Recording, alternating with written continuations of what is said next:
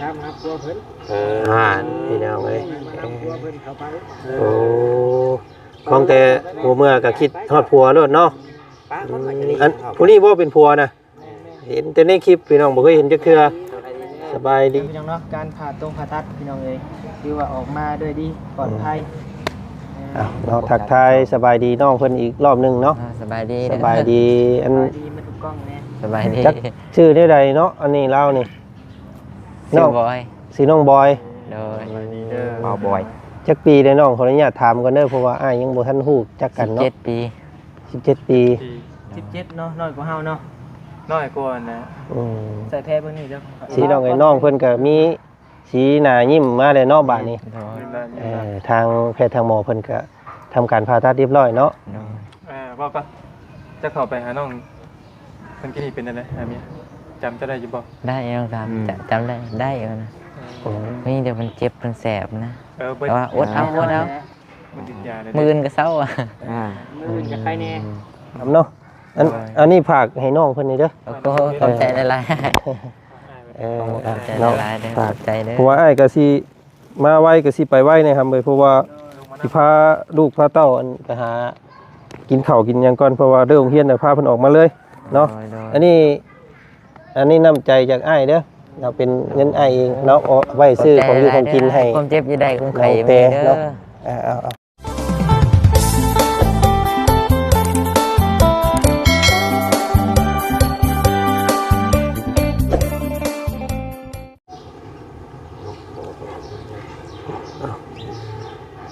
ให้พอโดยสบายดีเป็นนี่ไดเนาะลูกสาว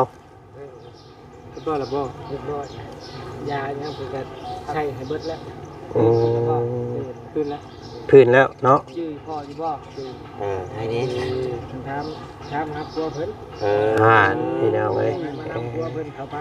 โอ้ของแต่หัวเมื่อก็คิดทอดผัวโลดเนาะอันผู้นี้บ่เป็นผัวนะเห็นแต่ในคลิปพี่น้องบ่เคยเห็นจักเทื่อ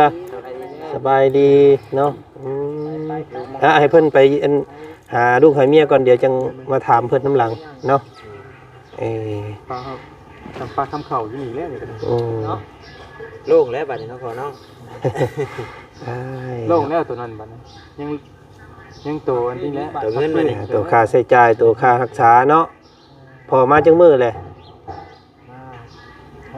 แต่มีวันจันทร์โอ้แต่วันจันทร์พุ่นแสดงว่าโอ้มื้อนี้วันศุกร์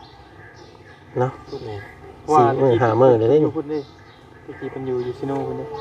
มานี่2คืนเนาะ2คืนนึงลงมาพี่มาแต่พุ่นว่าชายแดนเขมรพุตัวไกลดีแล้วเราไปอยู่เนาะเห็นน้ำซ่องเบาเตียงเพิ่นไปหาเล่าตอนน่ะข้ามแม่น้ำคงคาไปฮอดเพื่อสิฮอดเนาะเอาไปเลยเนาะเอามาให้กำลังใจลูกก่อนเนาะเฮ็ดจังได๋ซะเอาสบายดีเนาะสบายดี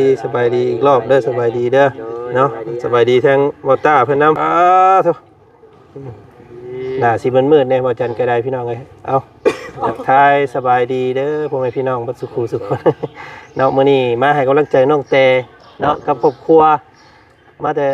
ต่พ่อบ่อันแม่บ่ได้มาบ่แม่ก็มาคือกันแต่เรายังบ่พร้อมเข้ากล้องใช่ทั้งยังดีกินกันอยู่นะเอ้าสร้างว่าฮะยังข่อยยังบ่เคยเห็นเราทำได้ยังดีกินอยู่เลยยันพ่อแม่เห็นนะโอ้ยังบ่เปิดตัวตนไม่ใช่เอ้าโมเมนต์คนเก่าตะกี้บ่แม่นไหนงามได้มีเราผู้นี้นะบ่อันอ้ายโมเมนต์คนตะกี้บ่โมเมนต์บ่คนใหม่อีกเอ้าเจ้าสู้พอแล้วเด้ซั่นนี่เราผู้นี้งามได้แม่นบ่บ่ได้คือเวลาอยู่ได้ผู้นี้โอ้น้อยกว่าเราอีกบ่คนทางใดอ้ายเมียเมืองพีนผู้โอ้นึกว่าคนนั้นใช่สมบูรณ์เลยนะนึกว่าคนตอนนั้นแม่น้องแต่เพิ่นเสียแรกๆเลยอ้ายไปเอาโมเมนต์เนาะคนนั้นเนาะปะแล้วอันนี้อยู่บ้านเราบ่มื้อนี้ก็มาเยี่ยมมายามน้องเพิ่นเห็นว่ามื้อนี้เพิ่นเข้าห้องผ่าตัดเนาะน้องแต่เพิ่นเข้าห้องผ่าตัด เรียบร้อยเนาะพอเนาะผ่าตัดเรียบร้อย กะสิกินนี่แหละจะมากินนี่แหละค่ะสิพวกกินนี่แหละ หากะสดๆร้อนๆเลยพอย่างออกมานี่บ่ แม่ ผมละ ยังบ่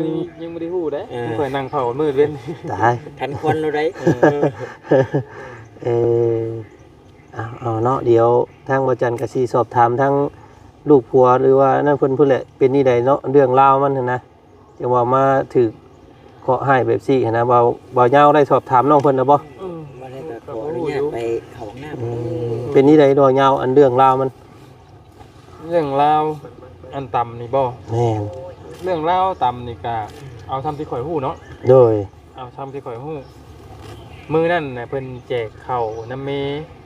แจกบุญ มาเฮ็ดบุญให้แม่ ให้บุญให้เมและตอนแรกน่ะไปส่งทั้งน้องตุ๊ก ขอส่งน้องตุ๊กอันไปสู่เฮือนอันหลังเก่านั่นเนาะ แม่นแล้วกลับมากับผัว กลับมานี่มาบ้านดมเงี้ยว แม่น อ๋อ และจังหวะนั่นน่ะเพิ่นน่ะตามเพิ่นเล่ามาน่ะเพิ่นเล่นอยู่พังปั๊มน้ำมันเล่นอยู่พังปั๊มน้ำมันแล้วก็เล่นตึกทางแล้ว แต่รถผู้กรณีนั่นคล้ายๆกลับหัวลงไปซิโนพุ่นแต่เพิ่นสิยือเทิร์นเพิ่น ปั๊มน้ำมันหนองคำเห็นบ่ แม่นแล้วเพิ่นน่ะสิเลี้ยวกลับมาเทิร์นของเพิ่นอีก อ๋อ แล้วก็พอดีใส่ขาแล้วนะ โอ้ ปั รง ถรถใหญ่นั่นสิแล่นลงมาซิโนพี่ บ่สิแรงขึ้นเวียง อืม แต่ว่าหัวรถน่ะอยู่ลงไปทางซิโน จอดภาคเบื้องนั่น จอดพังขวาคือเก่า อืม ทางซ้าย แต่พังซ้ายประมาณนั้นน่ะ เอาเว้าต่อว่าดิ แล้วก็มีฉะนั้นแล้วก็ตำตึ้มแล้วก็เพิ่น เพิ่นก็บ่ได้ลบบ่ได้หนี บ่ได้ลบวันนี้เลยเพิ่นได้เอามา อืม เพิ่น จ้ะเพิ่นก็รับผิดชอบอยู่เนาะ ครับทิปชอบ27ล้าน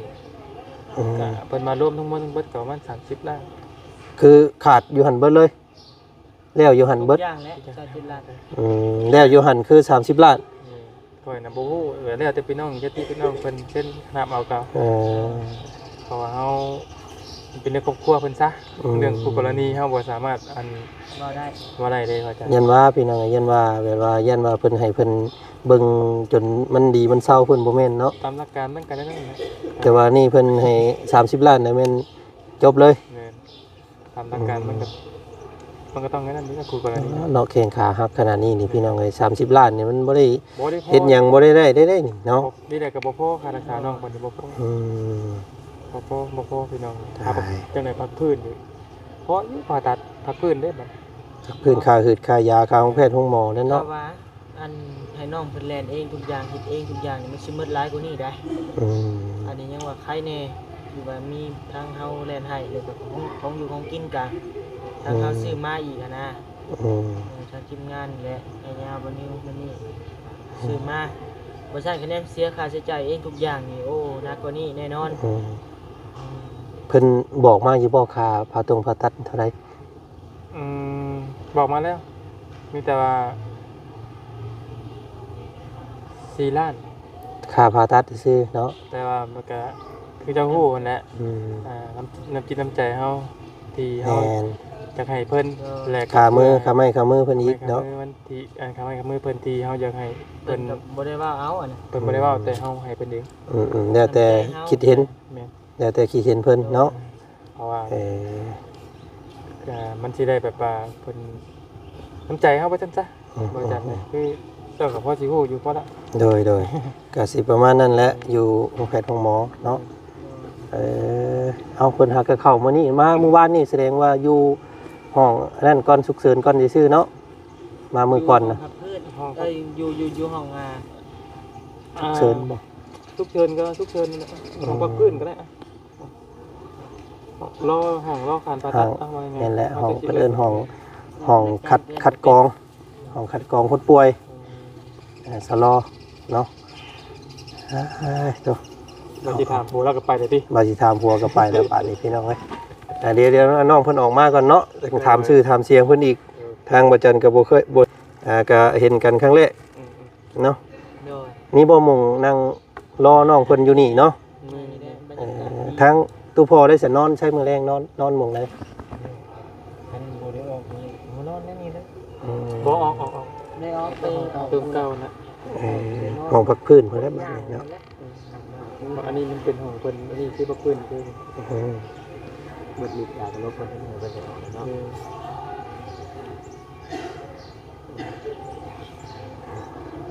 เสร็จ โบชมเลย ตาเบานิ้วเนาะเบายาวเพิ่นมาปักหลักอยู่นี่มื้อนี้ซื้อของอยู่ของกิน หลายมื้อแล้วจันตั้งแต่ แต่น้องเพิ่น แต่เกิดอุบัติเหตุ บ่ มือ จะ แหละ พูดก็ว่าได้นะ บ่ได้ไปทางใดเลยอยู่แต่เดิมนี่แหละ เบิ่งซอยเพิ่นเนาะอันนี้ก็ทางบ่จันก็ตาม FC เพิ่นคอมเมนต์บอกเนาะเพิ่นว่าโอ้ยไปเยี่ยมน้องแต่นี่เด้อบ่สงสารเราว่าซั่นบ่จันเด้มาบ้านแล้วก็ลงไปเยี่ยมเมืองน้องเพิ่นแน่ว่าซั่นก็เข้าอ่านคอมเมนต์แล้วก็ดิวเลยค่อยก็ได้ไปเบิ่งก่อนว่า จักมาซ้ำเนาะ แม่น พารับลูกสาวแล้วก็มาพี่เลย เอาลูกสาวมานำอีก แม่นพาลูกสาวลงมานำเลยค่อยก็ยินจ่อยๆมาแล้ว มาให้กำลังใจนี่ได้ทางบ่จันก็ได้มาซะเบิ่งเนาะจ่ายเงินค่าคือค่ายาก่อน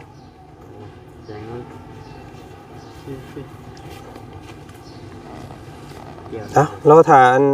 ผู้เป็นผัวแล้วมาเบิ่งก่อนสิพี่น้องไงเป็นสิเป็นได้เนาะ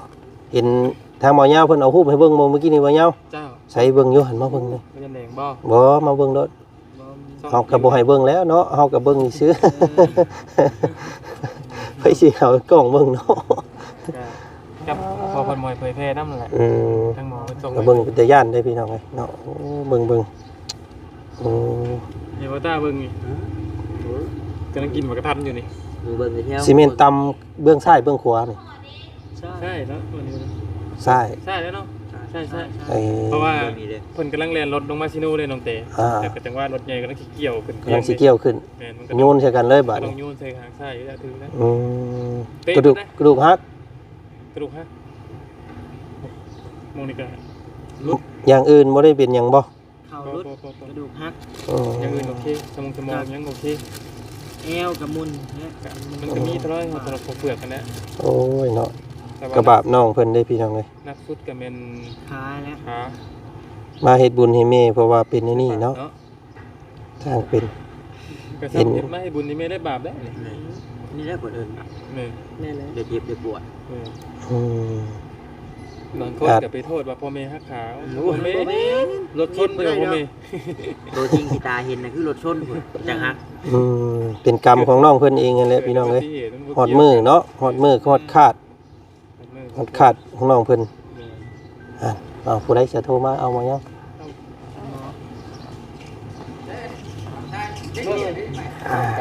เปิดคือกันจากนั้นนั่นหรือว่าอย่าง เอาโอเคไปเคลียร์ค่าใช้จงใช้ใจายเนาะโอ้ยพี่เอาครับอันพังเสียงเจ้าเนี่ยยังบ่ได้สัมภาษณ์จักเทื่อพี่น้องไงเนาะเห็นแต่ในคลิป ของข้าวบ่ไหนมายาวเดี๋ยวจับให้ก็ได้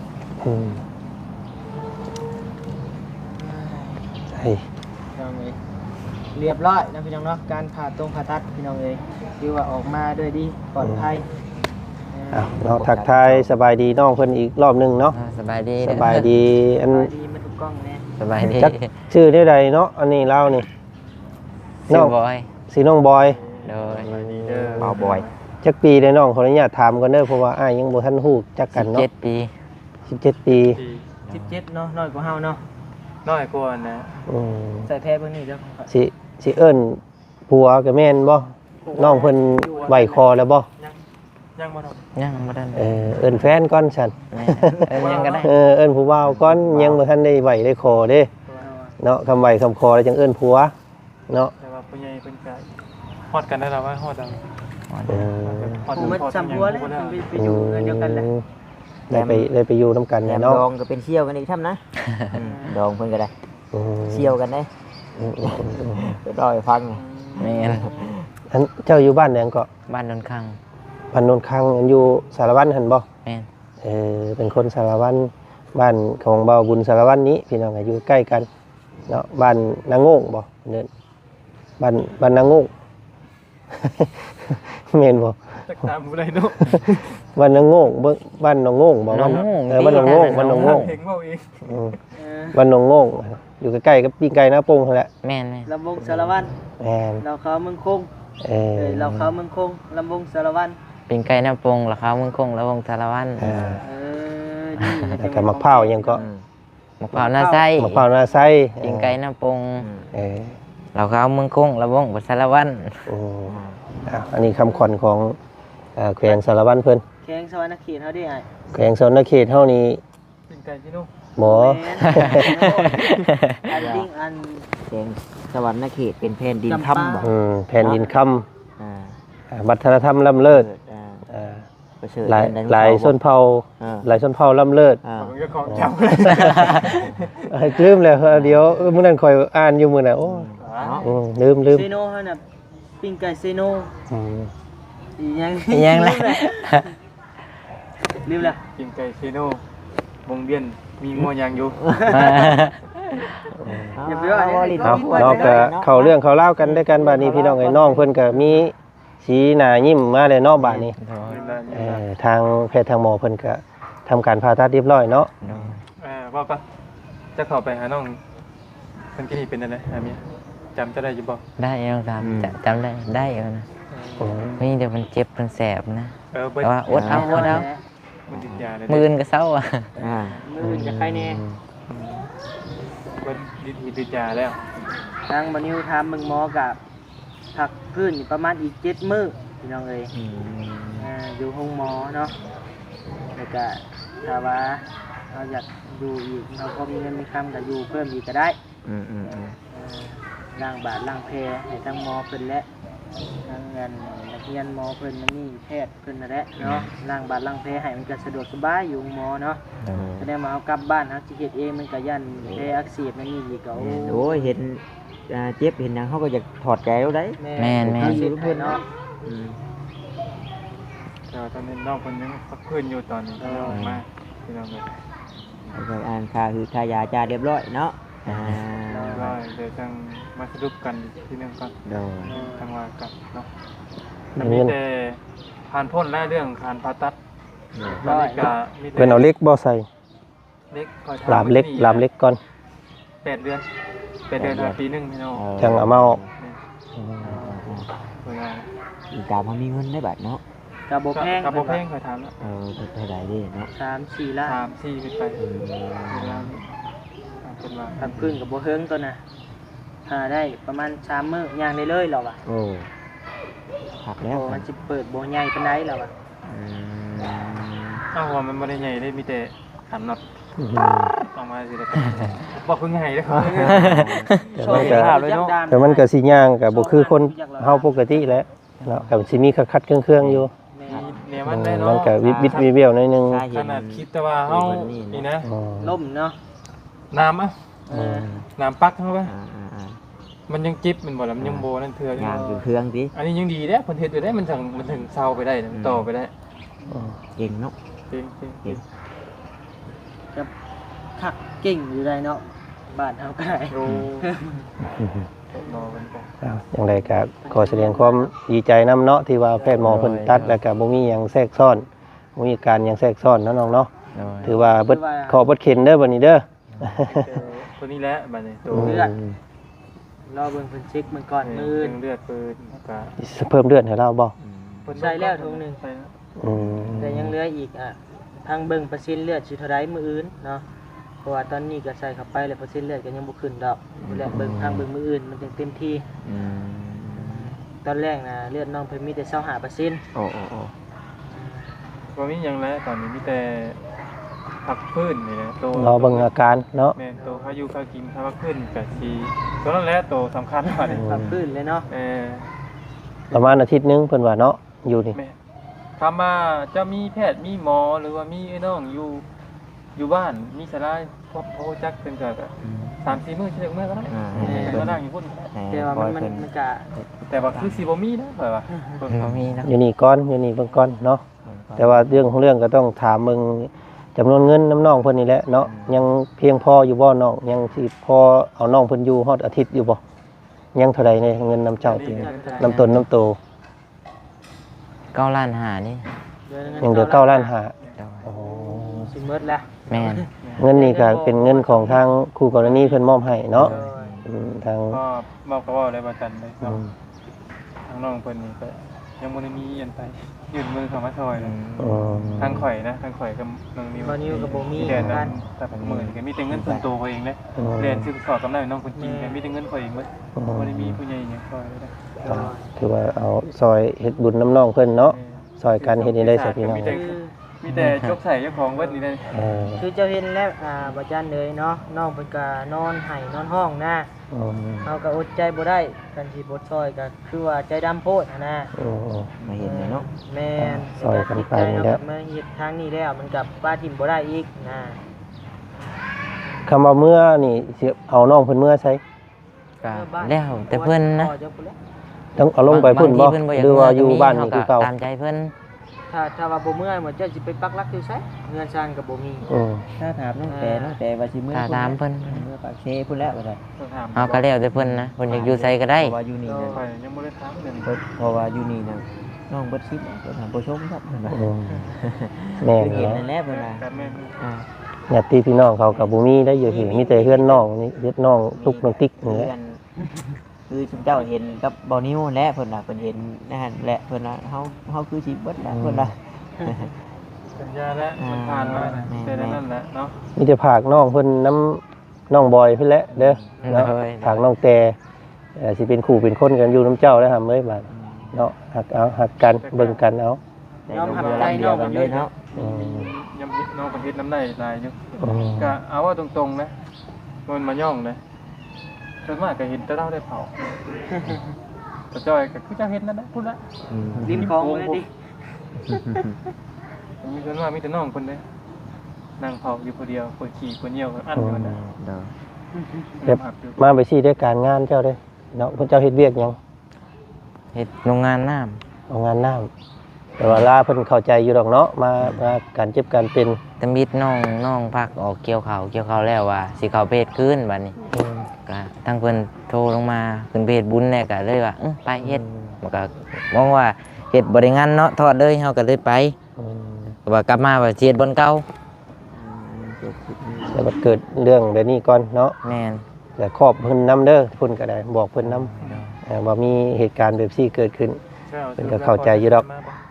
อาจสิเป็นมื้ออื่นมื้อนี้เพิ่นคาเวียกรวมอยู่บ้าน เราเป็นพยาบาลบ่ บ่ หรือ ฮู้ ว่าเป็นรองในบ้านบ่หรือว่าเป็นในโฮมบ่ ตะกี้มันเป็นทหาร ก็ง่ายๆก็ยังเป็นต้องรอ เจ้าต้องโดน นี่ เรื่อง ปกสป้องกันความสงบในหมู่บ้านนั่นแหละ เพราะว่าต้องไปรวมมันต้องมีแนวแล้วต้องมีแนวเป็นนะ รวมเนาะ เพราะว่ามันก็ใกล้สิฮอดวันชาติแล้ว เฮ็ดจังไดเอาพ้นขีดอันตรายแต่ก็ดีอกดีใจทางบ่จันก็ได้เห็นในคลิปคือว่าให้ห้องท้องแตกเนาะว่าโอ้ยว่ากอดคอกันอยู่เครียดเจ็บเนาะหำเนาะอันนี้ฝากให้น้องเพิ่นนี่เด้อ ก็ขอบใจหลาย เออ ๆขอบใจ เนาะ หลายๆเด้อข ฝา อก บใจเด้อ เพราะว่าอ้ายก็สิมาไว้ก็สิไปไว้นะครับเพราะว่าสิพาลูกพาเต้าอันไปหากินข้าวกินหยังก่อนเพราะว่าเรื่องโรงเรียนน่ะพาเพิ่นออกมาเลยเนาะ โดย อันนี้น้ำใจจากอ้ายเด้อเราเป็นเงินอ้ายเองเนาะเอาไว้ซื้อของอยู่ของกินให้ ความเจ็บอยู่ได้ของใคร น้อง ไม่ เต เด้อ เนาะเอาไว้เลยเนาะถ้าบ่เป็นหยังเนาะยินดีเด้อเนาะขอให้หายไวๆน้องเพิ่นกะเนาะ โดย มื้อหน้าสิแวะมาดินน้ำใหม่ โดย เนาะถ้าว่าเป็นไปได้ก็พุ่นแหละเนาะห้องพิเศษเนาะถ้ามีงบมีอันน่ะเงินยังพวงยังพอ มันก็สะดวกสบายในการเข้ามาเยี่ยมมายาม สะดวกสบายแล้วก็การพับการนอนของผู้เผานี่แหล้วผู้เผาบัดนอนจักสินอนใส่บัดนี่ห้องน้ำห้องในเวลาอาบน้ำอาบในก็สบาย ห้องหนึงมีประมาณเท่าใด300,000บ่ คืนหนึ่ง หาเนาะ เสียเป็นมื้อบ่ เป็นไรเป็นมือ ลายเป็นมือ เป็นมื้อ ก็ว่า 300,000 3แสนนี่แหละเคยอันน่ะเอาคนเจ็บมาหลายเทื่ออยู่ 2ล้านกว่าเนาะ อะไรเบิ่งกับนักกินให้น้องให้ 2ล้านกว่ากับ ก็นักอยู่ ร้อยกว่าเหรียญนี่แหละเนาะ มาเที่ยว 7 มื้อ เจอหนึ่งอยู่แล้ว อืม แต่ว่า จังไรซะ สะดวก แต่ว่าเรื่องสะดวกสบายนี่อยู่ต้นโตของพิเศษและพี่น้องเนาะสะดวกในการผู้รับนอนสะดวกในการอาบน้ำสะดวกในการเข้ามาเยี่ยมมายามถ่ายคลิปถ่ายภาพน้องเพิ่น แม่น ก็ ก็คือเข้ามาในนี่คือฮู้กันเฮา แต่สิได้นั่งเว้าอยู่นี่แหละ มันบ่สามารถติดเตียงคนอื่นได้ เป็นกฎเนาะ โอ้ฮู้กันนั่นแหละพี่น้อง รักษาสิทธิส่วนบุคคล เอามาทางบ่จันสิบอกลาน้องเพิ่นก่อนบัดนี้เนาะอันมื้อหน้าสิแวะมาดินน้ำใหม่เด้อครับเด้อ โดย ฝากน้องเพิ่นเด้เนาะอยู่น้ำเจ้านี่แล้วเป็นลูกเป็นเมียเจ้าแล้วบัดนี้เด้อเนาะเอาน้องเพิ่นกับผู้แหละถ้าเอาเพิ่นอนุญาตให้ถ่ายทำได้ผู้แหละพี่น้องจังสิสอบถามมึงเนาะบ่ต้องให้น้องเพิ่นคิดอย่างไรเด้อเนาะสมัยมันก็เศร้าดอกประมาณจักเดือนก็เพิ่นว่า8 เดือนบ่8 เดือนน่ะมาแกะออก เดือน5ปีนึง เพราะ ม ว่า เอาปีนึง ว่าเล็กน้อยเท่าไรเองอย่าเอาออกไว้ อืม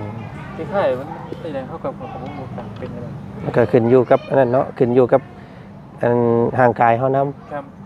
นี่เล็กน้อยเท่าไรเองเอาออกไว้มันที่ค่ายมันขยายบอก มันขยาย เด็กมันสิอันน่ะกระดูกเฮาอันว่าห่างกายเฮาน่ะมันยันมันสิหัดได้เนาะเพราะว่าเด็กนี่มันบ่ยืดนำเฮาเด้ แม่ เออ เป็นอะไรนะ หาหมอเพิ่นแนะนำเพิ่นว่าจัง ตามนั้นเนาะ น้อยเท่าไรเองเอาออกไว้ อืม แต่ว่าคือตอนนี้น้องแต่8 เดือน5 ปีนึง อืม เพราะว่าเป็นกระดูกเป็นอาจจะบริยืดเลย อืมนั่นแหละ ปีปลาย ก็ คือเด็กน้อย นั่นแหละพี่น้องเงินค้ำกับเจ้านั่นแหละเก็บกรรมเด้อครับเด้อ โดย เนาะน้องเด้อนี่แหละทั้งหมอเหย้ากับค่ำเลยเมื่อเนาะอื่นเช้าเลยมา ให้น้องเขาออกจากของพระพื้นก่อน เบิ่งก่อนเบิ่งร้านลาวก่อน มันเพราะว่าเขาได้คือเจ้าหู้นะเขาได้เรียนเรียกเลยเขาได้เรียนเจ้าเคยเรียนคนจะ ซอย ป่วยอยู่ น้ำเพิ่นนั่นแหละเบิ่งเพิ่นแล้วเบิ่งความรีวิวเรียบร้อยก่อนถึงเมื่อเนาะ ว่าเขาได้ลงมือเรียนแบบมัน ใครอยู่ดอกอันรถเบานิ้วเนาะมันมีรถน้องนิ้วเพิ่นอยู่ซอยกันพวกอ้ายก็สิวนเวียนเปลี่ยนกันมาเบิ่งนี่แหละเนาะ โดย เฮ็ดอีได้ซะมันเกิดแล้วเด้มันเป็นเด้ถือว่าพลาดเคราะห์ไปเนาะน้องเนาะดีแล้วยังซ้ำนี้เนาะดียังว่าบ่เจ็บอย่างอื่นนำได้หั่นพี่น้อง ได้แต่พอบ่เจ็บ โอ้หัวเจ็บ ซ่อนน้ำกันบ่ตอนนาที เล่าเลยครับ เราเป็นคนขับ โอ้นึกว่าน้องเพิ่นขับคนเดียวแล้วอันมาน้ำกันซะเนาะอ๋อแต่ว่าน้องบ่ได้เป็นหยังบ่ได้เจ็บหยัง บ่ ร เรา ถ เจ็บ ทำ มั มัน นถือคาเด้ฮะ อืม เดี๋ยวข้างหน้ารอดข้างหลังเรียบร้อยนะ ยิบขาแล้วนะว่าอย่างไง เอาง่ายๆหมอนี่ดื่มหน่อยนึงเนาะบ่เมียบ่วิดบาดนี่นะโยนเข้าขาเมียซะ ชนรถซ้ำขาเจ้านี่ โอ้ยว่ายังคาเรา รถฟอร์ดเนาะนั่นแหละพี่น้อง เป็นส่วนเล็ก แข็งได้รถฟอร์ดนี่บ่ว่าอะไรหยังเพิ่นมันจะเป็นเด็กเบิดเลย แม่น อืม รถฟอร์ดกับกันชนยางกับมีแต่ว่าคนกันชนออฟโรดนะ อ๋อ กันชนเล็กเด้ ชนกันงัวนะชนงัว ผู้ ปิด หน ตั ก ว นี่ตุ้ยดีเนาะ ไปหนกเลย ปิ้งบ่ อืม มีแต่ของมุกกับใจให้เพิ่นแน่นอนมาเยี่ย อ่ะ ม บ่เป็นหยังเนาะอันนี้ก็มาผักมาต้อนแล้วมีหมักไม้ให้น้องเพิ่นเนาะผักพื้นเพิ่นก็ยังกินนักๆยังบ่ได้ดอกเนาะมีแต่กินข้าวข้าวหุงข้าวเจ้าเอาก่อนมันจังขับถ่ายง่ายเนาะเบิ่งแย่งกันเด้อทางอ้ายขอตัวลาก่อนมื้อนี้เนาะส่วนเรื่องราวเพิ่นก็หมู่เพิ่นก็คือสิถามเบิดแหละเนาะเรื่องอันนั้นก็เฮาสิบ่เว้าถึงเพิ่นมีแต่เว้าถึงเรื่องตัวที่จะรักษาน้องเพิ่นอย่างเดียวนี่แหละพี่น้อง จบแล้วแต่ เรื่องนั้นเพิ่นก็รับผิดชอบเบิดเด้ บ่ต้องพาดพิงหยังเพิ่นเด้อเนาะเข้า จบ ใจ เลยบ่ต้องว่า แม่นไปซะเนาะขอตัวแล้วสบายดีสวัสดีเด้อเนาะเอามือเพื่อนคือกันเด้อมือป้าก่อนอันเพื่อสิฮอดโอ้รถใหญ่รถจักรซ้ำพี่น้องเอ้ยเนาะ ไปเนาะก็โอเคพี่น้องเอ้ยเนาะมื้อนี้ก็ทางหมอจันก็มาเยี่ยมหรือว่ามาอัปเดตอาการน้องแต่เนาะล่าสุดนี่ก็คือ